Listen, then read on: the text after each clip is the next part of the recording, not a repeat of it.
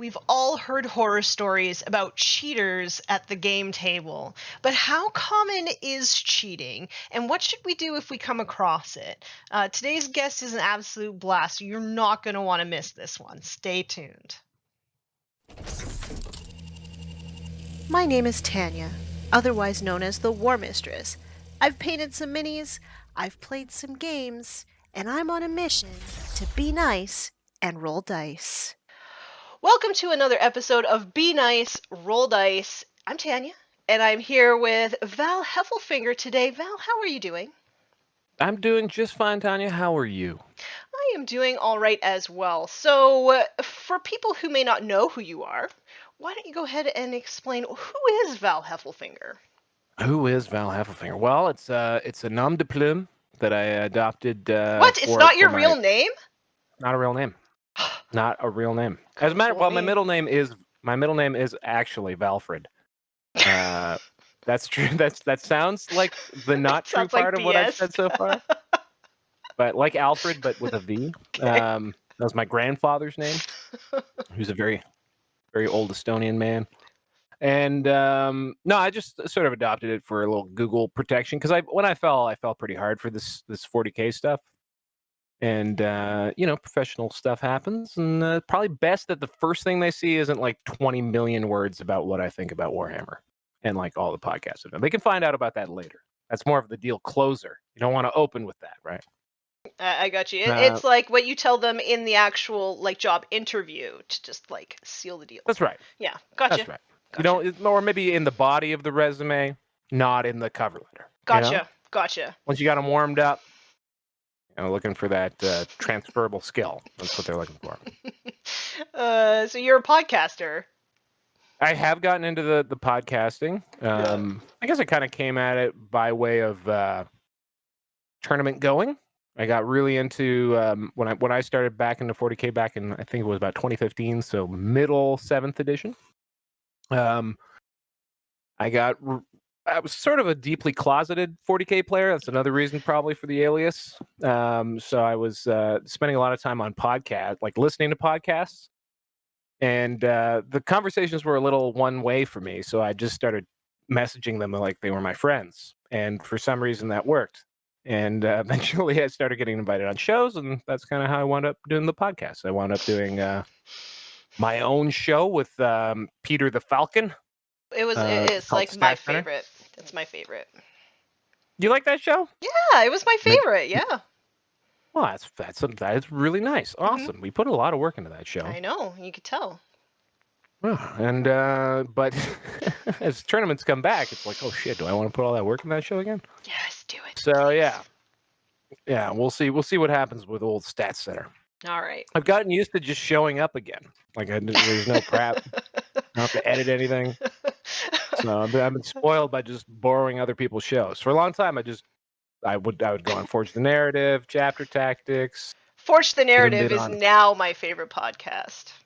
Well, you're getting to be rather regular there. Oh yeah, a little. I'm there almost every week. Yeah, very few cool. Exceptions.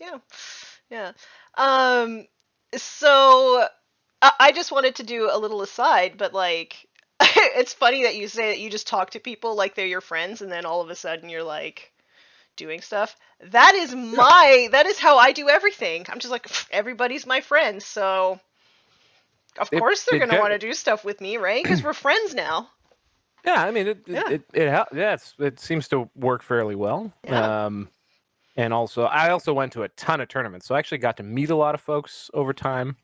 And so a lot of my friends I made through, like in the Warhammer thing, I made through going to tournaments, but also online and all over the place.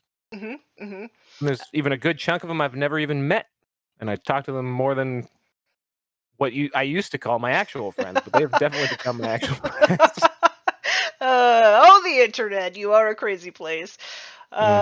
Yeah, but yeah, literally, if you want to be a content creator, number one thing is just make content, and the number two thing is just make friends.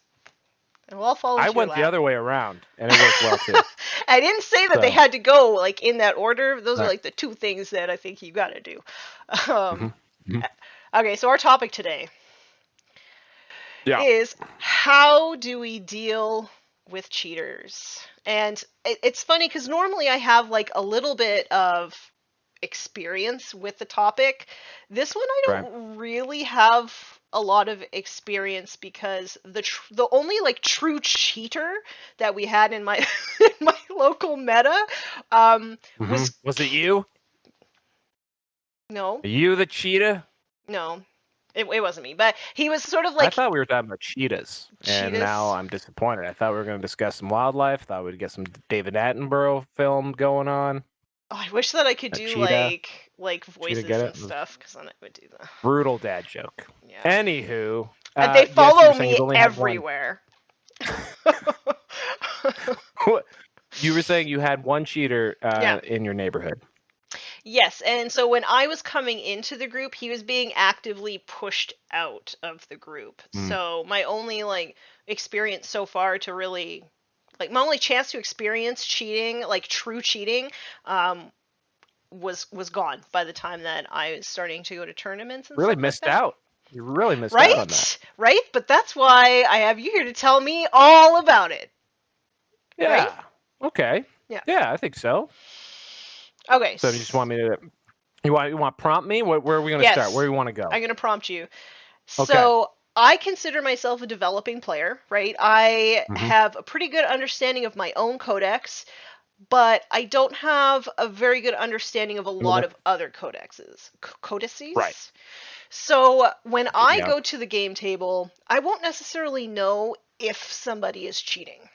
So are Okay. there any ways that I would be able to identify that if I'm not familiar with anybody else's codex? Well, I mean, I think if the more you play, the more you get a feel for what is about right. So I think that's one real way is to just expose yourself to more and more armies and the way things are played. Watch battle reports, all that kind of stuff. Um, because I think eventually you just sort of get a gut feel for what is and isn't likely to be real. Like I remember the first time I played my friend in 7th edition. Warp spiders were stupid. Like they did so many dumb things.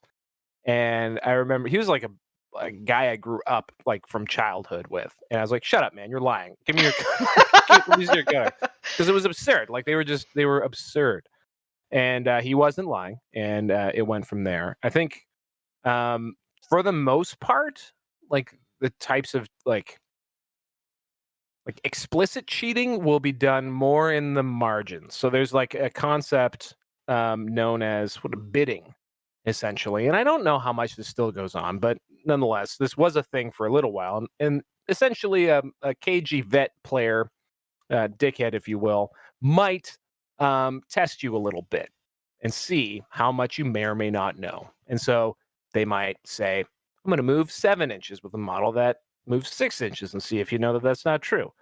And they can do those kinds of things or like, sort of push the envelope and find out where your knowledge level is in order to cheat you. This type of player, I think, for the most part, has been run out of the town because 40K has gotten, especially tournament and gaming 40K. There are people who make a living now coaching people how to play Warhammer. So this, I complain on all kinds of shows, means that I can't win RTTs anymore, which I could once upon a time. Not anymore. Everyone knows too much because I can't cheat nearly as well as I used to. No. But no, but seriously, like the general level of play has come up. So a lot of the like real rinky dink bullshit that used to happen, you just can't really do anymore because people like even like yourself, you call yourself a beginner or a developing player, you probably actually have a tremendous amount of knowledge, and you would be your detector would probably go off if someone was really trying to pull one over on you. Hmm. And I think for the most part, you're not going to see it too much. It would be pretty rare. That I did run into a player like that once when I was in Michigan, and he was. You'll often see something that this type of a player might do is also play really edge case units or armies you don't see very much. So in this case, this person was playing Elysians and Inquisition, And no one really knew what any of that stuff did at the time. And I did, because I happened to have all those models. And so I knew when he was bidding that he was lying. And it was shocking to me because I hadn't really experienced it before. But I knew he was. Like, that's maybe one of two situations where I'm sure someone was trying to actually pull one on me. And I've played hundreds of games probably in tournaments at this point. So very low odds that this is going to happen. Like I said, I've been playing. How long have I been like actually playing? Like 26 months or so, I think. Like I've actually Okay. been playing. And I have not come across any that I know of. I've not come across any like intentional cheating yet. Um, I think that there are a lot of new players who worry that this could be a thing, like, oh, I'm new, I don't know. I used to worry about it a lot, Yep. right? Oh, I'm new, I don't know anything. People are totally going to try and cheat.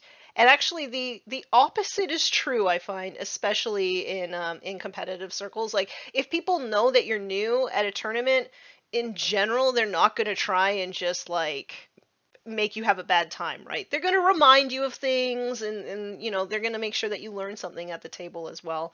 So yeah, I There just was wanted. there was a moment there was a moment in 40K. So if you're 2.5 years, it would have been right around the time you started, I guess, which was when Tony got Tonied, and Nick Nanavati on the final table against Tony Grappando, basically called him on an order of operations play. Like, so he tried to play a strat out of in the wrong sequence, and basically lost Tony the game. And do you not know this story? I don't know the story, no. Oh wow, okay. So this is the moment of the culture shift. This is the creation of two legends. One, I mean, Nick was already a bit of a legend at the time, but after this game, this is when he starts the brown magic and actually like becomes a Warhammer golf instructor. And Tony, on the other hand, in the second round or so of the top 8 at the LVO, essentially what happened was his opponent started deploying his deep strikers at the start of his movement phase. And Tony helped him measure and make sure that he was 9 inches away from his models and got him all set up. And he said, "Okay, your movement phase over, pal." And that was considered a shitty move. That was considered not cool, man. And although it prompted this thing, which was an interesting, I don't know, moment, which was, well, he didn't actually break a rule, right? He was just being a jerk, right? So like so I think that really caused some navel gazing, because I think it became after that, like, because that was also like one of the most watched tournaments at that time. It was before I think Games Workshop was covering it, so it was actually on Frontline Gaming stream. You can probably still go watch it. But it essentially was like the dirtiest dog trick. And oh my God, why would anyone go to a tournament? People are going to treat you this Mm, way. And I think first of all, it's too bad for Tony, because I think I know Tony. I played him actually at that same Michigan tournament I mentioned earlier. He's a very good player. Like, he's very good at it, and he essentially got run out of town over mm. that. And he probably, his eyes were a little big. He's just trying to get to the big trophy at the end, and he was overzealous. But he wasn't. As they say in The Big Lebowski, you're not wrong, Walter. You're just an asshole. And I think that was kind of I think it was kind of what happened. So this is a very long rambling story to say. I think that prompted the community to look at itself and be like, is that what we want competitive 40K to be? Because there's a lot of opportunities to make those types of mistakes. Mhm. And if that's the way the game looks, it's not going to be much fun to broadcast. And so I Mhm. think you've seen a change in the culture of competitive players throughout 8th edition. That was the first LVO of 8th edition, which has become a little bit more cooperative. And also, they call it playing by intent, which I think is a misnomer. It should be playing by declared intent. Mhm. And I think the concept there would be that Tony's opponent did not intend to end his movement phase immediately after dropping his deep strikers.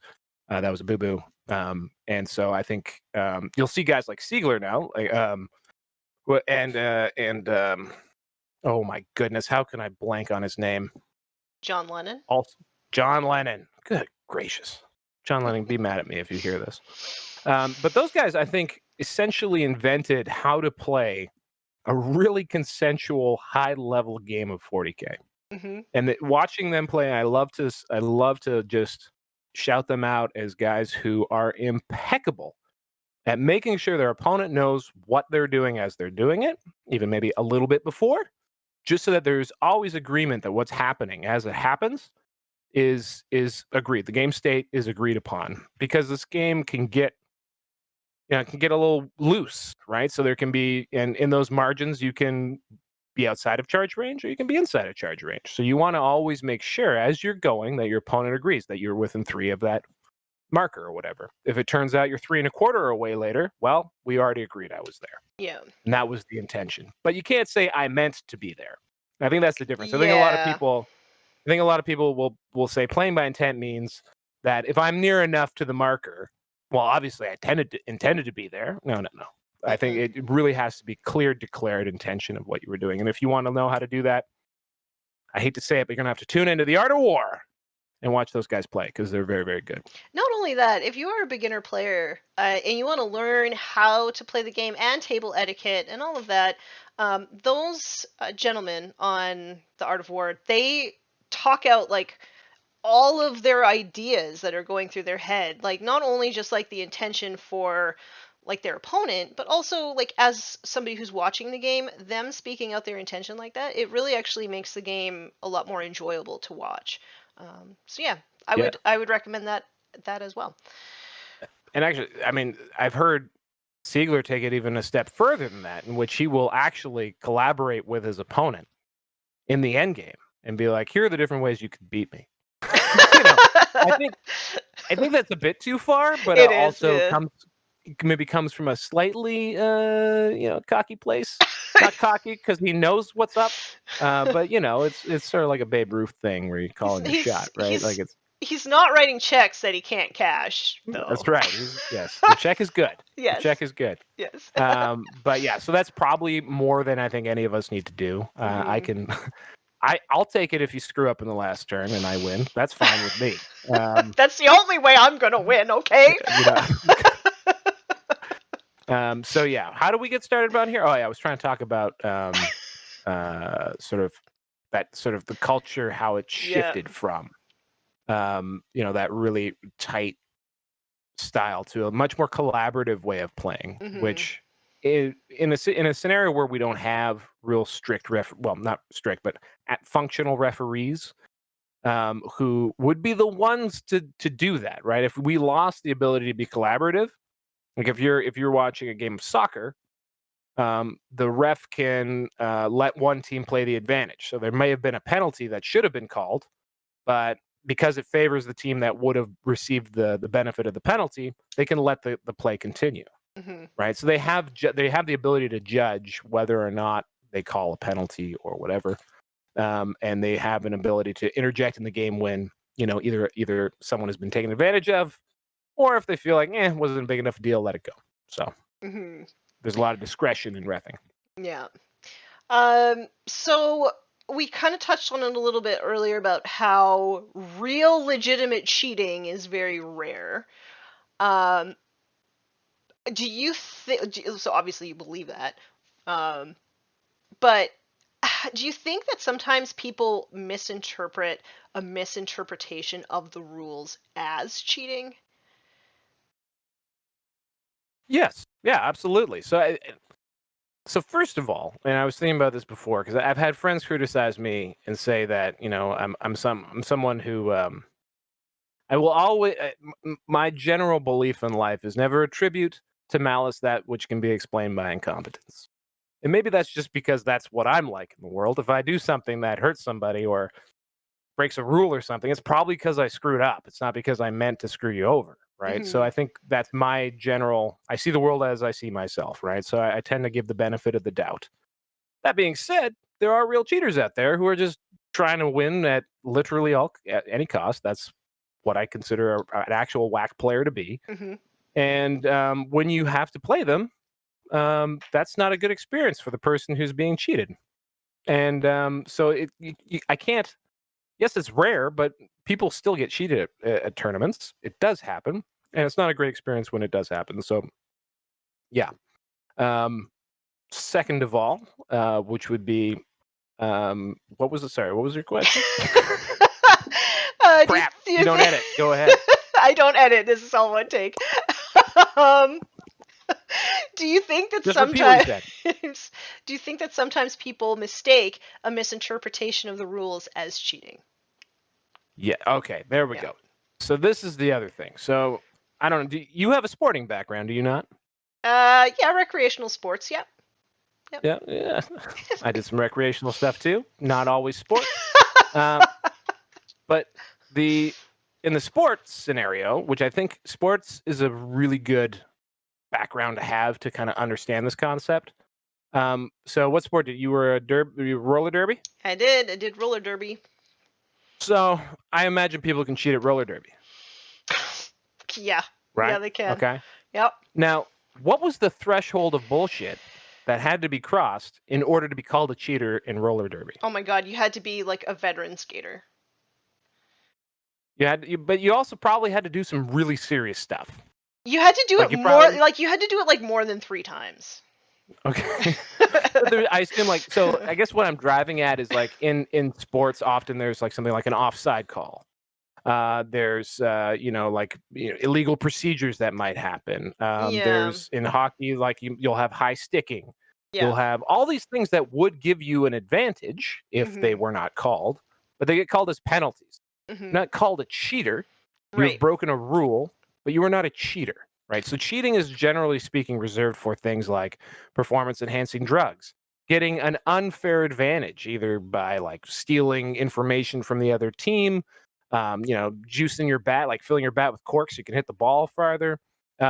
Things that are outside of the game that give you an advantage. Mhm. Generally speaking, stuff inside the game either falls under misplay, so a penalty, something that would be penalized. You're not going to get thrown out of the game, but you might suffer a repercussion for it. Or gamesmanship also is a thing, right? Mhm. I think at the top tables, you still will see a lot of what you might call gamesmanship, which is getting yourself an edge by not necessarily cheating, but doing stuff maybe less severe than what Tony did, but in a similar vein. Like there are Mhm. people who might, for example, a good example of this would be if you're playing in a time game, if you're using a chess clock, some veteran players might allow you to do dumb things. So they might charge you, and if you're orcs, you get out all your dice to do your Overwatch in the 8th edition anyway, and they'll let you Overwatch. Go for it, buddy. They'll do things to always put you on the clock Mhm. and give you like, obviously you have the option to just not do it, Mhm. right? But they'll put you in situations where you waste a lot of your own time, and before you know it, they have a lot more clock than you, or you've clocked out. That can happen, right? And then they Mhm. haven't actually done anything to you. They have just done something above the table that made you run out of time, but you did it to yourself, pal. It's not like they're forcing you to use it. You just Right. don't realize what's going on because they're craftier. And Mhm. that's what I would call gamesmanship. And so the original question is, do people call a lot of things that are mistakes or whatever cheating? I think yes. And I think that's actually our biggest problem is that we don't have I don't think we have the words to really describe um, mistakes properly because there's a lot of complexity. Well, the We don't have competitive 40K is such a new thing relatively. So, yeah, I mean, we don't have a lot of the systems in place to like actually establish like what is considered cheating. Maybe. we have no systems. Mhm. We have a very nascent system. There is something called the ITC Code of Conduct. It exists. I leaned on it as a TO. I was in a situation where a friend, he was actually a really good friend of mine, had an illegal list, and I was like, "Crap, what do I do?" Because he was in position to win the tournament. It was it was not great, but I was like, well, I knew that I had to kick him out or at least give him a loss so that way he couldn't win. Like that's Mhm. at a minimum what had to happen. And I was like, okay, bud, what do you want to do? Because I just gave him the opportunity to fall on the sword, and he wouldn't do it. So again, I would call that gamesmanship. Yeah. I was like, "What are you gonna do the gentlemanly thing?" Which makes me barf every time. Or are you're gonna do the right thing, which is to say, I screwed up. He said, "Nope, I'm gonna leave it up to you, pal." And so he made me make the choice. Coward. What a I was a coward. bit cowardly. But I get it. Also I get it. Cool. And that's my job now as the TO to make Yeah. the choice. And I said, I'm gonna give you a loss on that game. And that meant that he couldn't win. And he was having a real bad weekend beside that too. Oh no. Long story.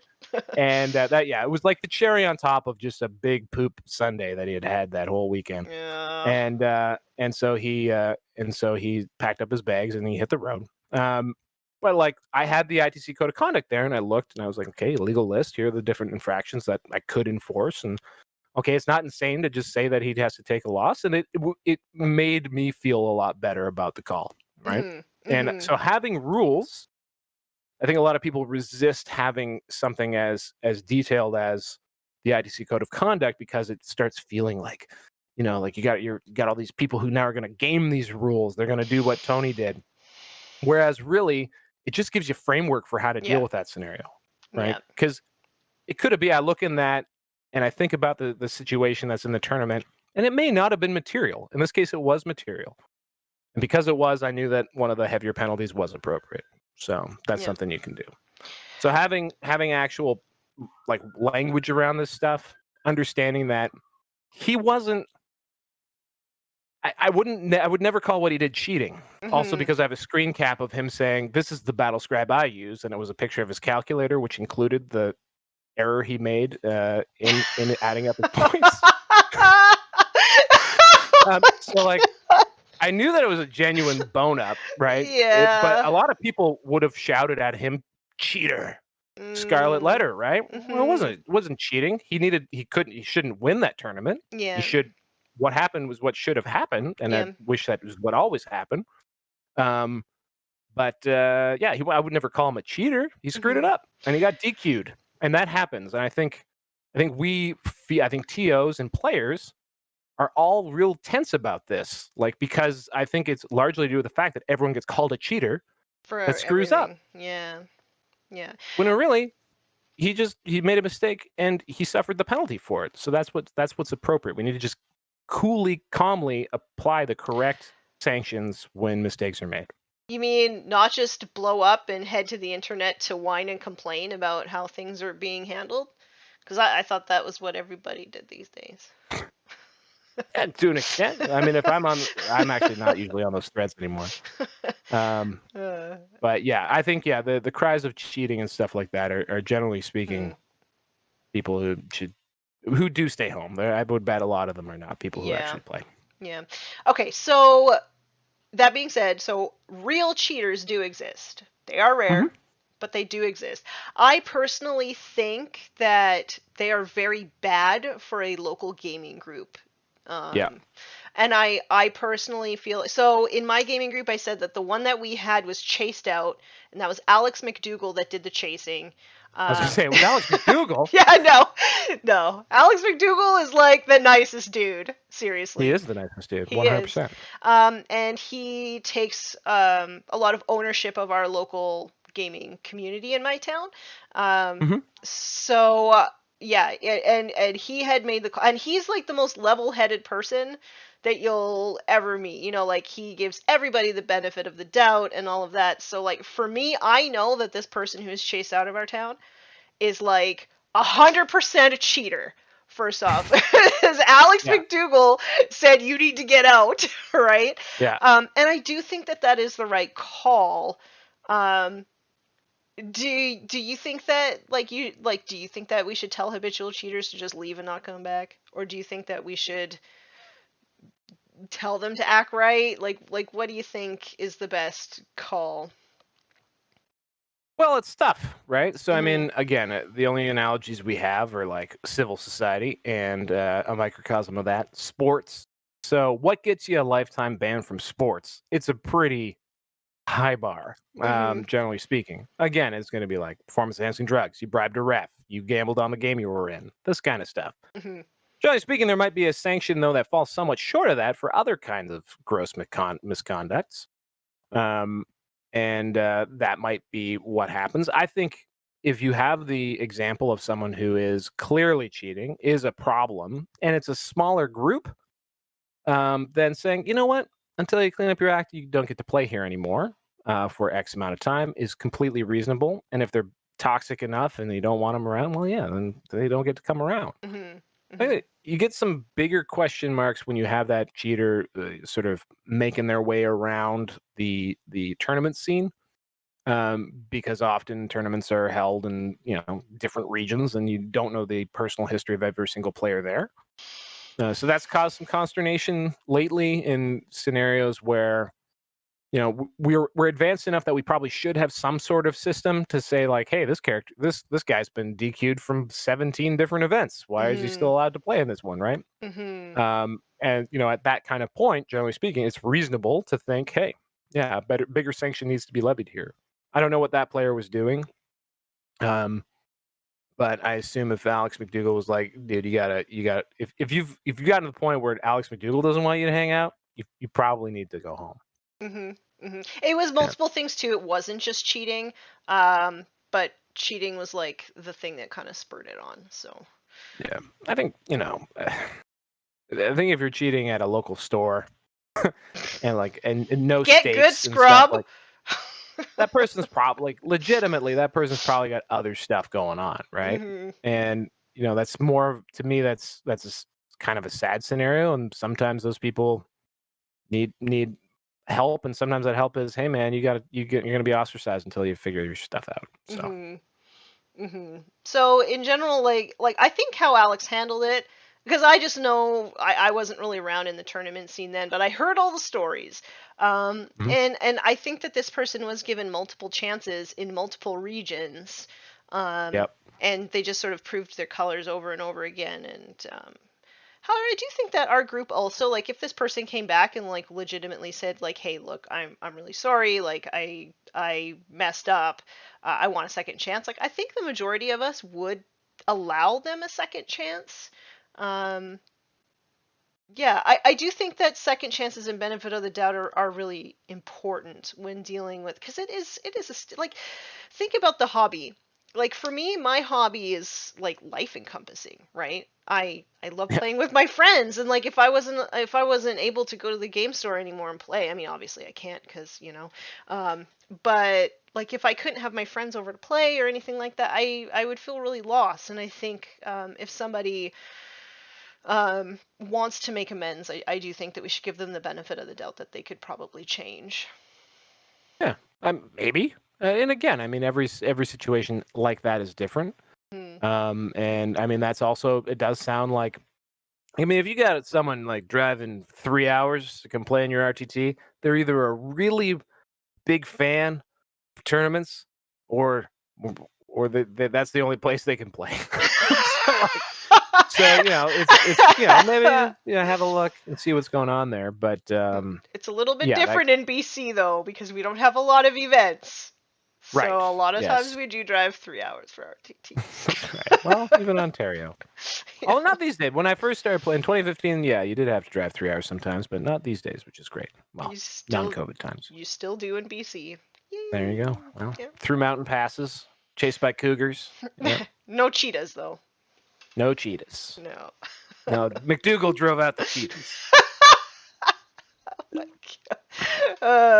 I'm not even gonna go there. I'm not even gonna go there. No problem. All right. So, did you want to leave the viewers with any last thoughts regarding cheaters? Cheaters. So, I think really, first of all, I think benefit of the doubt is good. Go to a table and assume that you're playing a reasonable human being.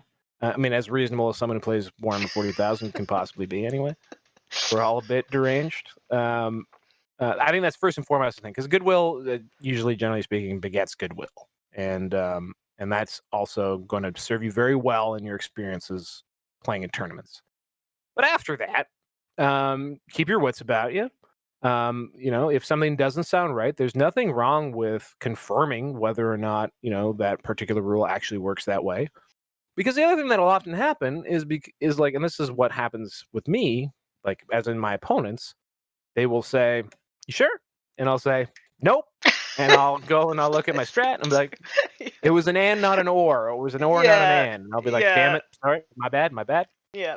And like, that's how I cheat. I cheat because it's not even that I don't know that rule. Just like at that moment, I didn't remember it exactly correctly. Right. And so, I mean, when I played Tau, I used to have like commanders with cyclic ion.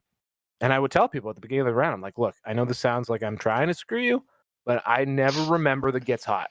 I always forget the gets hot. I'm not trying to forget the gets hot. I usually have a guy who can reroll ones nearby. You know, I don't want to forget the gets hot because it's mortal wounds on the guy. But if I do, please just help me remember. Right? Yeah. And so I try to be very aware of where I have gaps or where I tend to, because I'm usually playing too fast and I'm scatterbrained and I'm a maniac. And so, you know, that's where I am. So I think asking politely, hey, can we check? You know, are you sure that's how you can go too far with that. I mean, if you've asked a couple things and they've all checked out, you know, you could probably lay off the gas a little bit. And then if there is a particular, maybe some things like an edge case, this is another one that gets like weirdly called cheating, is that there's lots of scenarios in 40K where there isn't really a clearly defined right answer, right? It's less so now, but this was a bigger deal before. And in those situations, people will call the person on the other side of the argument a cheater, you know, because they interpret something that could go either way in a different way than you. And I think that's nonsense. And in those scenarios, for me, generally speaking, if I say something and they counter it, and it's clear that they think one thing and I think the other, I do not argue. I go to a judge immediately. Yeah. So I go to a third party, and sometimes it's light enough where I don't even go to a judge. I go to a player I know who's nearby. And sometimes that's enough. Like if you got like a Jim Vessel next door to you, someone with, you know, some credibility, some gravitas. I mean, that's why I have the mustache. Normally people just trust me. But you know, like if you can appeal to someone nearby or like one of their friends or whatever, you can solve that real fast. You need that third party is really important for avoiding like silly nonsense debates. The impartiality is going to save you in that. Go to a judge. The other thing is, I would say some more obvious things that are cheating or potential for cheating. Rolling behind terrain. So if you notice that your opponent is always rolling out of sight, that's probably just going to make you feel weird. Like whether or not they are cheating, you don't know, right? So I don't think there's anything wrong with making sure that you both roll in a place that's in the open so you can see all the dice that are being rolled. Sometimes players will play with weird dice. So either a handful of multicolored dice or dice with, you know, symbols on the 6 mixed with symbols on the 1 may or may not be done purposely to confuse people. But it is confusing. Or maybe they're total dicks and they play with those stupid Nurgle dice and a various like faction specific dice. Yeah, have you ever seen the Sylvaneth dice? They're awful. No. You could basically look at any side and just call it whatever you want. You'd be like, all right, it looks like it's a 3. Are you sure? It kind of looks like a 5. No, it's a 3. Oh, okay. If someone's playing with some really, really whack dice, again, they may be doing it to get an edge. They may be doing it because they like those dice. But if you can't read the friggin' dice, that's something you need to tell your opponent, and your opponent maybe needs to use different dice. That's not unreasonable. Also, I'm really coming around to the idea of dice trays. COVID-19 has led to like dice trays getting super normalized on all the streams and stuff. And I'd love to see dice trays be way more common. Now that we have that extra like however many inches on the side of the table. I love that. I think everyone should put a dice tray there now because that allows everything to be dice and above. And then measurement. I think watching people measure, some people are just really bad at it. Yeah. Really bad at it. And that can cause butthurt. I remember once I was at the LVO. It was my last round. This is, by the way, the game I feel maybe the worst about that I've ever been part of because I was exhausted. And it was a guy who was playing knights, so he was fresh. And he moves like 3 models. It takes no time. I remember I turned back, and his knight had gone like 45 inches. Like it was like so far. I was like, buddy, what? and he was like, oh, I guess he went a little bit too far. I'm like, yeah, you went a little bit too far. And so he backed him up. but like he was just being super sloppy. Yeah. He wasn't trying to pull. He wasn't trying to screw me. He loved playing with his robots, and I got mad at him. So measurement is another place where butthurt can happen, and that's where a great like playing by declared intent is important because you can agree on measurements. You can agree on before a model is moved how far it is to an important unit. That's a nice way to little preventative disagreement for you. Mm-hmm. If you know that someone is trying to get in a position to charge something before the first model is moved, find out what the total distance is. I always, Because then you I, I always like to say that. Like, I'll measure it out and be like, what do I need to make this charge with the tape right there, right? So that we can actually look at it and determine together. Okay, I need an 8-inch charge or whatever to get in. but you can figure that out before a model has been moved in the movement phase, right? And that's what Mhm. I'm saying is like you just Ah. track their total movement before anything is moved, so that way you know that if that model moves 6, they didn't move 7 and get it from a 7 to a 6-inch charge, right? Mhm. Mhm. So you can have that sort of like, and that's again, you wouldn't do that for every single situation, but maybe if you know this one's really important, and this Mhm. is also on me as a player who's trying to get into that position, if I know that's really important, I want my opponent to know that I actually got there, Yeah. right? That they're not like, oh, that looked like it was actually, 8 inches. I think you moved an extra inch. Like, I don't want that. So, like, it's good to just cut that kind of stuff off at the pass. And you can do things like that to make sure everyone is, again, playing a nice consensual game of competitive 40K all the way through. I think the majority of people who play in tournaments these days, they don't want to win off of those like weird, not cheating, but like technically weird kind of like people want to win because they are the best general. Um, so yeah, and I think some of like the more experienced players, like if you're new to the tournament, you get matched up with a more experienced player at a tournament. Just look at how they're doing things. They'll be talking to you the entire time, and I know some people when they get to tournaments, they don't like to like talk it out as much for fear that it might make them look like they don't know what they're doing or whatever. But no, top players, that's what they do, and it does Yeah. it stops a lot of these like weird misunderstandings from happening at the table. And yeah, and like I think that's actually the biggest mistake a lot of people make is they just silently do their stuff. And then they say, they declare, okay, now I'm going to do blah blah blah blah blah. And then your opponent's like, how? Right? And like Yeah. that happens all the time. So if you Mhm. just like mumble to yourself as you're doing your movement phase, and I'm guilty of doing that too. And then you declare that you can do all this stuff and that you're in range of blah blah blah. Well, maybe you were, but I don't think you should be that close to me now. Like, how do you get that right? So Mhm. again, making sure that your opponent is engaged with things that you're doing, whatever you're moving a model or something like that. Like generally speaking, your opponent should be engaged with that. And if you try to engage with them and they don't want a part of it, they're off getting a beer or something. Well, that's on them. You know, Yes. like, like Yeah. often I will declare, I implicitly trust you. I'm running to the bathroom, and if that person's going to take an extra foot on his movement, well, okay, fine. But that Yeah. was me. At the same time, though, if somebody does that to me, I'm like, I'm just gonna leave, and I'm like advancing a unit, I'll be like to the buddy at next table or whatever, hey, could you just witness this advance for me? Just Can you sign witness this me. document? No, I like usually it's a in that 5, scenario, I'll right? usually leave. I'll leave the dice out. So I'll leave the dice next to the units if that's the case. That's what makes me sleep at night in that scenario. But I don't know, just those kind of things, right? And some Mhm. people are gonna be more hawkish than others, and again, just being as transparent as possible and avoid. Again, it's not that like. So it's just that avoiding the potential for disagreement is really important because there's no third party, right? There's no one there to be the arbiter of, yeah, you did those moves legit, right? Like Yeah. that trust has to be maintained between the two of you. Yeah. Yeah. So in general, people just be nice, roll dice, and be an effective communicator.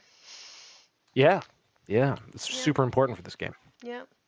It's good in life. I remember the great Jeff Robinson used to always say that, like, because when we were on chapter tactics together, that was sort of the time of the LVO thing I was talking about, and he was very big on personal responsibility at the table. Like, don't let yourself be pushed around. If you think you're being pushed around, say something about it. Like if you feel like you're being taken advantage of, clarify. Like don't just sit there and take it and then complain about it later on the internet like you joked earlier. Like you have agency, like these Yes. are life affirming moments, Hmm. and you also don't have to be a dick about it. Yeah. Like Jeff was jacked, he had huge biceps, and he looked grumpy. So like people would definitely answer him when he was like having an issue. But he also didn't have like he was also a very friendly guy, and he could legitimately exchange like I don't know if that can work, and have those Hmm. conversations. Hmm. And I know it's not always easy, but like you can also do it in a friendly way, which Yeah. is what I encourage. I encourage that as well. And I do like the idea of 40K being a collaborative effort because it totally is. Um, yeah, It has to I be. never really thought about it before, but yeah, it is totally a collaborative effort because, like, if you want to play a quick game, you definitely you need the help of your opponent sometimes. So, all right, I think we covered everything. There was a lot covered there. I don't know. It was Yeah, a I think good communication. I think you said we could have just led with that and called it a night. yeah. Don't be a dick. Yeah, Communicate. be nice, roll dice. Be nice, Be roll nice, roll dice. dice where your opponent can see them. Yes, in the open, That's clearly. right. And you don't use bullshit dice with symbols on ones and sixes. Or like every different colored dice that you got at all the tournaments you've been to. Oh, Scary. also, does it do that? Yes. I am. This is one of the few things in my life that I'm very specific about. Is that my dice, generally speaking, will always be the same color, or I'll have like I have a two very colors. specific number. I have a very specific number of one color and a very specific number of another color, so that way I can theoretically move faster. I was gonna say on measurement, parallax. I don't know if you're familiar with the term parallax. Basically, just the perspective you have when you're looking down at something relative to the Uh, ground. yes. So parallax is a real thing, It and is. Yeah. it results in bad measurement to the Yeah. favor of the person doing the measuring. Yeah. So getting that ruler or that tape measure down as close to the table as possible. Yeah. Measuring, I would love to see a series of videos made just on basic techniques of how to do this stuff because I think everyone just assumes you know how to do it innately, and that's not necessarily true. So a series of Noted. videos of here's a good way to quickly measure and move a very large unit of models, right? All right. Would be good. If I don't do it, I know somebody who could. So Yeah, no, yeah, I'm I sure. I'm just made sure fun there's of a him. number So. very qualified people out there who could. Yes. All right. Where can people find you? On the Facebook. I don't have an active show right now. We're mothballed because we did tournament coverage. Arguably, we could make a comeback. We tried that already once and decided against it because it was kind of gross when there's potential for super spreading events and stuff. So we Hmm. decided not to do that. But so I'm occasionally on Chapter Tactics. I where else do I appear? All over the place. The I was on adjacent Mob show. Rules recently. Oh yeah, Tuesdays, the adjacent show on the Honest Wargamer. That's where Peter and I have taken up our COVID-19 residency. We talk sometimes about 40K, but mostly are just kind of funny, I think. Um, and dozens of people listen to us every week. It's Oh fantastic. gosh, It's dozens. okay. I'm pretty sure they're all like literally we're a podcaster's podcast. That's the way I like to frame it. So like people in the know, they're they're listening to us. We haven't reached that broad appeal, but we're like the ideas are definitely disseminating through the community because we influence the influencers. It's true. I'm heavily Kind of how we influenced by work. Val Heffelfinger. That's right. Name like that. Name like that. And a mustache like that. I mean, Right. it just like reeks of excellence. So Oh, it's good. yeah. Sometimes it reeks of that. Um, normally I don't think. I think it's generally speaking hygienic, but whatever. Anyway, I'm It's, gonna leave. it's a pandemic. Yeah. Pandemic, right? I mean, come on. I think on that note, I think that's a perfect way to close out the show. Personally. Beautiful. On a downbeat. That's the way I like to do it. Trip while you're putting your shoes on to leave. That's the way I like to do it. Thank you so much for being on the show, Val. You are And, always hilarious. and thank you for providing this show. I've been a fan of watching Be Nice Roll Dice and your work on the 40K Today show. And also, Rip. yes, Rip.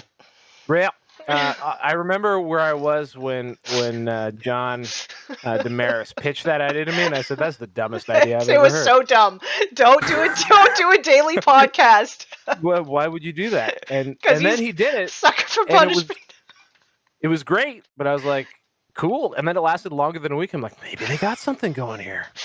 No. Terrible idea. We made like 200 something episodes, I think, and then we're like, no, we can't do it anymore. Anyway. Anywho. Anyway. We'll wrap that up there then. Thanks for having me. Thanks for coming on the show. Do you think that cheating is as rare as we do? Or maybe you have a story about a time that you caught a cheater at the game table. Let me know in the comments down below. And don't forget that you can catch me on Twitch. I do daily updates to Instagram. I'm on Forge the Narrative podcast, and recently I've started writing articles for Goonhammer. Also make sure to like, subscribe, and hit the bell because that really helps the channel out a lot. And as always, don't forget to be nice and roll dice.